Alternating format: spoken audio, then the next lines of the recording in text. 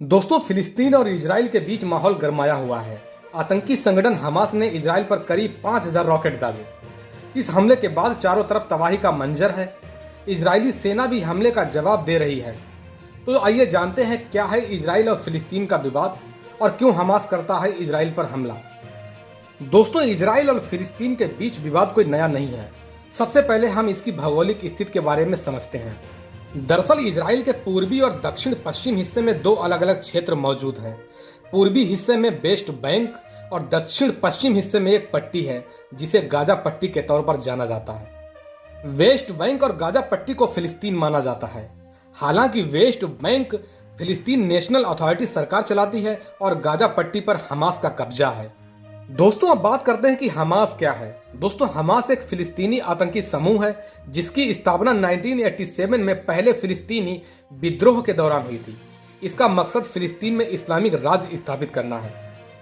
इस विद्रोही समूह की स्थापना शेख अहमद यासीन ने की थी। 12 साल की उम्र में व्हील चेयर पर रहने वाले अहमद यासीन ने साल 1987 में इजराइल के खिलाफ पहले विद्रोह का ऐलान किया था। इस फिलिस्तीनी चरमपंथी समूह को ईरान का समर्थन प्राप्त है। हमास की विचारधारा मुस्लिम ब्रदरहुड की इस्लामी विचारधारा से मेल खाती है।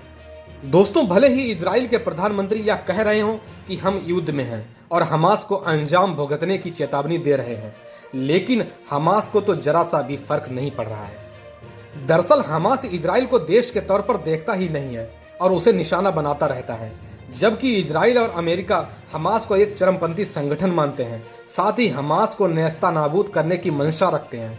दोस्तों, अब बात करते हैं कि हमास और इजराइल के बीच कब शुरू हुआ संघर्ष।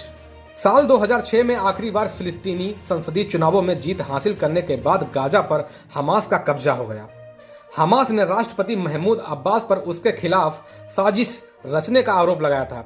वहीं हमास के कब्जे को अब्बास ने तख्तापलट करार दिया था। यह वही समय था जब से हमास और इजराइल के बीच संघर्ष का दौर शुरू हो गया, जिसके बाद अक्सर गाजा से इजराइल में हमास के रॉकेट हमले होते रहते हैं। वहीं इजराइल भी हवाई हमले और बमबारी करता रहता है। दोस्तों, हमास को सिर्फ इजराइल ही नहीं बल्कि अमेरिका, यूरोपीय संघ, कनाडा, जापान भी आतंकवादी संगठन मानते हैं। लेकिन चाइना, मिस्र, ईरान, नॉर्वे, कतर, ब्राजील, रूस, तुर्की और सीरिया इसे आतंकी संगठन नहीं मानते।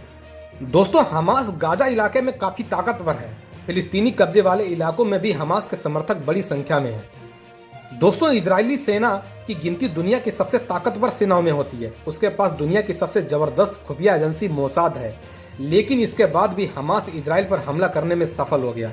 इन सब के बीच में सवाल उठ रहा है कि इजराइल वायु सीमा की सुरक्षा के लिए आयरन डोम सिस्टम की बात करता है।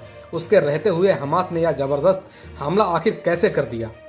इजराइल की सेना और सरकार दोनों दावा करती हैं कि आयरन डोम दुनिया का सबसे विकसित एयर डिफेंस सिस्टम है और इसका सक्सेस रेट 90% से भी ज्यादा है। दोस्तों, हमास इजराइल पर हमला करने की रणनीति बनाता रहता है, लेकिन इजराइल ने अपने सभी सीमाओं को अभेद बना रखा है। जमीनी सीमाओं पर उसके जवान पहरा देते हैं तो हवाई सीमा की सुरक्षा आयरन डोम करती है।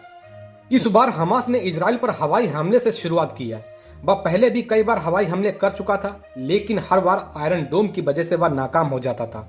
हालांकि अब सवाल उठ रहा है कि इस बार ऐसा क्या हुआ कि हमास अपने नापाक इरादों में सफल हो गया।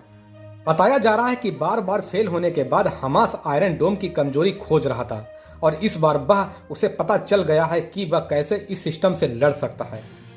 इस बार सिर्फ 20 मिनट में 5,000 से ज्यादा रॉकेट दागे गए।